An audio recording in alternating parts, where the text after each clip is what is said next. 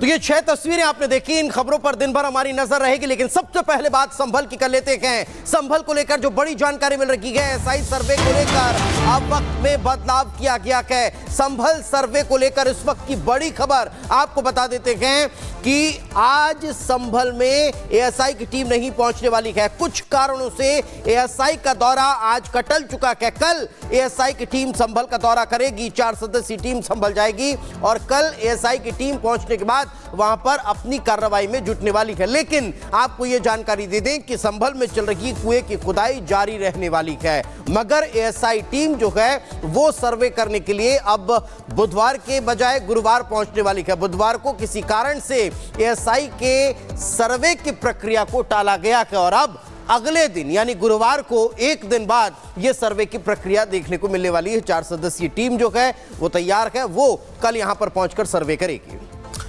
तो बिल्कुल दर्शकों, 4 लोगों की टीम संभल जाने वाली है और सर्वे किया जाएगा एएसआई का। लेकिन न सिर्फ संभल, न सिर्फ काशी, मुजफ्फरनगर से भी एक ऐसी तस्वीर सामने आई है जहां पर सनातन के खिलाफ साजिश की वो जो है वो सामने आ रही है, क्योंकि एक और ऐसा मंदिर है जो सदियों से, वर्षों से उस पर ताला जड़ा हुआ है। और अब सवाल यही है कि आखिर सनातन के खिलाफ अब तक के कितनी साजिश की गई है, इनकी कोई संख्या भी निर्धारित है। रिपोर्ट आपको दिखाते हैं।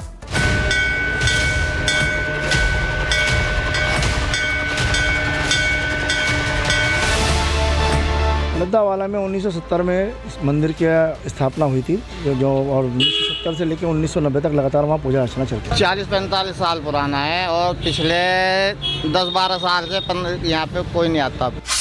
संभल में साजिश का पर्दाफाश, वाराणसी में भी षड्यंत्र का प्रयास,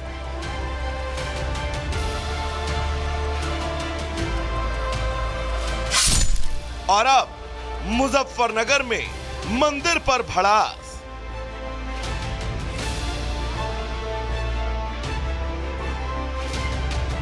आपकी स्क्रीन पर दिख रही ये 3 तस्वीरें सिर्फ कुछ ऐसे मंदिर नहीं हैं जिनके बारे में सभी को पता चल रहा है, बल्कि इतिहास की किताब के वो शुरुआती 3 पन्ने हैं जो बता रहे हैं कि सनातन से साजिश का काला चिट्ठा अब धीरे धीरे दुनिया के सामने आ रहा है। संभल में तो अब इस बात के सबूतों की भी जरूरत नहीं है कि वहां मंदिर है या नहीं।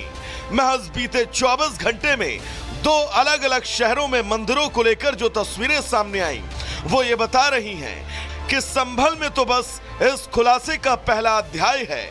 ऐसे हजारों सबूत देश के कई कोने में पड़े हैं जो ये बता रहे हैं कि सनातन को दफन करने की कोशिश हजारों साल से चली आ रही है। ताजा मामला मुजफ्फरनगर के लद्दावाला का है, जहां 54 साल पहले एक शिव मंदिर का निर्माण हुआ था। लेकिन इस बीच मुसलमानों की बढ़ती आबादी के बीच हिंदू समाज यहां से धीरे धीरे पलायन करके चला गया और आज ये शिव मंदिर खंडहर बना हुआ है, जिसके ऊपर अतिक्रमण भी दिखाई दे रहा है। पलायन करते समय ये हिंदू लोग अपने साथ इस मंदिर में स्थापित शिवलिंग और अन्य भगवानों की मूर्ति को भी ले गए। 1989 के बाद जैसे ही हिंदू मुस्लिम यहाँ दंगे हुए, तो दंगों के बाद वहाँ से लोगों ने, क्योंकि मुस्लिम आबादी बहुत तेज़ी से बढ़ी, तो हिंदुओं ने वहाँ से प्लान करना शुरू कर दिया। तो वहाँ काफ़ी लोग, पहले सब सारा हिंदू बस्ती थी वहाँ, लेकिन आज वहाँ पे तकरीबन मेरे हिसाब से एक भी खराब वहाँ हिंदू परिवार नहीं रहता। बताया जा रहा है कि राम मंदिर विवाद के बाद इलाके में दंगे हुए, तब यहाँ पर रहने वाले हिंदू समाज के लोग इस मोहल्ले को छोड़कर दूसरी जगह चले गए। पलायन करते समय लोग अपने साथ मंदिर में स्थापित शिवलिंग और अन्य भगवानों की मूर्ति को भी ले गए, जिसके बाद से इस मोहल्ले में लगातार मुस्लिम समाज की आबादी बढ़ती चली गई। मंदिर खंडहर में तब्दील होता चला गया। एक बड़ा कारण यह भी माना जाता है कि मंदिर के रास्ते में मुस्लिम आबादी होने के साथ साथ कई नॉनवेज की दुकान खुली हैं, जिस कारण लोग भी वहां जाने से कतराते हैं। इस इलाके में रहने वाले मुस्लिम परिवार खुद मानते हैं कि पहले इस मंदिर में श्रद्धालुओं की भारी भीड़ थी, लेकिन हालात बदलने के बाद मंदिर में श्रद्धालुओं की और इलाके में हिंदुओं की आबादी घटती चली गई। 40-45 साल पुराना है और पिछले 10-12 साल से यहाँ पे कोई नहीं आता। पहले तो आमे तो बहुत आमे थे, मंदिर की साफ सफाई सब रहती, लेकिन अब कोई आता ही नहीं। आज हालात ये हैं कि मंदिर यहाँ पर स्थापित है, लेकिन ना तो इस मंदिर में कोई भगवान की मूर्ति है और ना ही कोई यहाँ पर पूजा अर्चना करने वाला। अब नाम मात्र के लिए ही ये मंदिर एक खंडहर बनकर यहाँ पर स्थित है। लेकिन मंगलवार को एक ही दिन में 2 मंदिरों को लेकर बड़े खुलासे हुए। मुजफ्फरनगर से पहले वाराणसी में भी कुछ ऐसी ही घटना सामने आई। वाराणसी में 40 साल से बंद मंदिर को फिर खोलने की कवायद तेज हो गई। सनातन रक्षा दल की मांग है कि इस मंदिर को खोला जाए। हम लोग मंदिर खोलना चाहते हैं और मंदिर में पूजा पाठ चालू कराना चाहते हैं। काफी दिनों से मंदिर बंद पड़ा है। अगल बगल हिंदुओं के मकान जो है मुस्लिमों ने खरीद लिए, बीच में मंदिर है। मौके पे भी गए थे, मुस्लिम भाई भी लोग जो हैं वो विरोध तो इस बात का कर ही नहीं रहे, कोई विवाद है नहीं। वो भी चाहते हैं मंदिर है, मंदिर की पूजा पाठ हो। फिलहाल संभल में एसआई सर्वे का इंतजार हर कोई कर रहा है, तो दूसरी ओर इस तरह के नए नए सबूत भी सामने आ रहे हैं। सवाल बस यही कि सनातन से साजिश के अभी और कितने काले चिट्ठे खुलना बाकी हैं। ब्यूरो रिपोर्ट और रिपब्लिक भारत।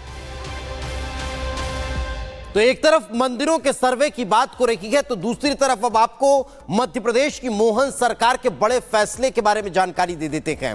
दरअसल मदरसों को लेकर मध्य प्रदेश की मोहन सरकार ने बड़ा एक्शन लिया है, जहां तालीमी शिक्षा के साथ ही स्कूली शिक्षा को भी अनिवार्य कर दिया गया है और साथ ही यह भी स्पष्ट कर दिया गया है कि गैर मुस्लिमों को वहां तालीमी शिक्षा के लिए दबाव नहीं डाला जाएगा। देखिए रिपोर्ट।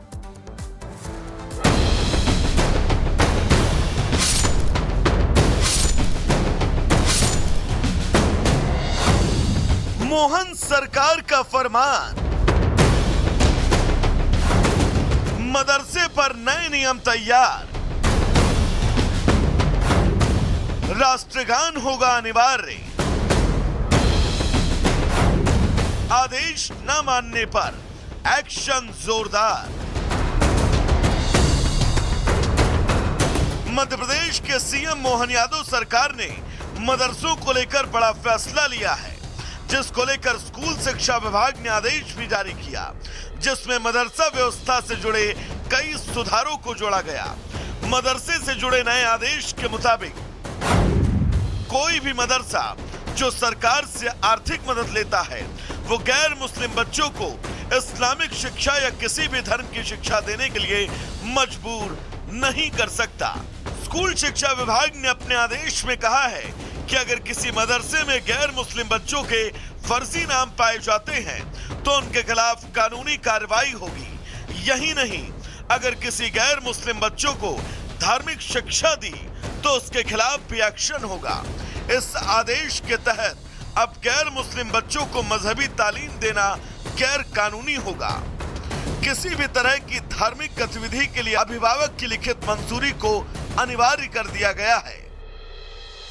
मध्य प्रदेश सरकार ने साफ कर दिया कि अगर उनके आदेश का पालन सही ढंग से नहीं होता है तो मदरसे की मान्यता रद्द करने के साथ साथ उसका सरकारी अनुदान भी बंद होगा।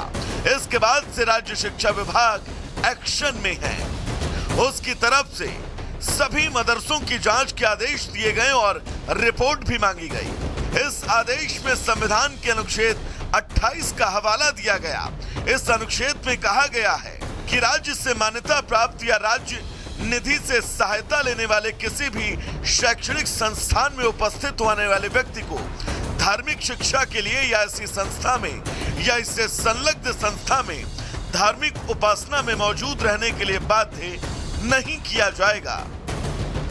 मदरसों के नियमों में बदलाव की बात की जाए तो ऐसा करीब 25 साल से भी ज्यादा समय बाद हो रहा है। यही नहीं, प्रस्तावित नियमों के हिसाब से हर मदरसे में हर दिन राष्ट्रीय ध्वज फहराने के साथ साथ राष्ट्रगान गाना अनिवार्य होगा। दीनी तालीम के अलावा मध्य प्रदेश बोर्ड के कक्षा 1 से कक्षा 8 तक के पाठ्यक्रम को लागू करना होगा। बताया जा रहा है कि एमपी सरकार को लगातार शिकायतें मिल रही थी कि प्रदेश के मदरसों में गैर मुस्लिम बच्चों को भी धार्मिक शिक्षा दी जा रही है। अब इन शिकायतों को गंभीरता से लेते हुए सरकार ने जरूरी निर्देश जारी किए हैं। इतना ही नहीं, ऐसी शिकायतों को लेकर बाल आयोग ने भी अपनी चिंता जाहिर की थी। स्कूल शिक्षा विभाग ने इन शिकायतों के मामलों की जांच के लिए भौतिक सत्यापन करने के निर्देश जारी किए हैं। माना जा रहा है कि इससे अब सुनिश्चित किया जाएगा कि किसी भी गैर मुस्लिम बच्चे को बिना उसके पेरेंट्स की अनुमति के धार्मिक शिक्षा न दी जाए। वहीं अब इस फैसले के बाद प्रदेश भर के मदरसों की गतिविधियों पर कड़ी नजर रखी जाएगी। Bureau report, Republic Bharat. तो चलिए दर्शकों, गुड मॉर्निंग भारत में आगे बढ़ेंगे और बात किसान आंदोलन से जुड़ी करेंगे। दरअसल किसान आंदोलन को लेकर बड़ा अपडेट ये है कि किसानों का आज बड़ा जत्था रेल रोको आंदोलन के जरिए प्रदर्शन करता हुआ नजर आएगा। पंजाब में आज किसानों का रेल रोको आंदोलन आपको नजर आएगा और आपको यह भी बता दें कि दोपहर 12 बजे से 3 बजे तक यह अभियान आज चलने वाला है और इस अभियान को लेकर तैयारी पूरी कर ली गई है।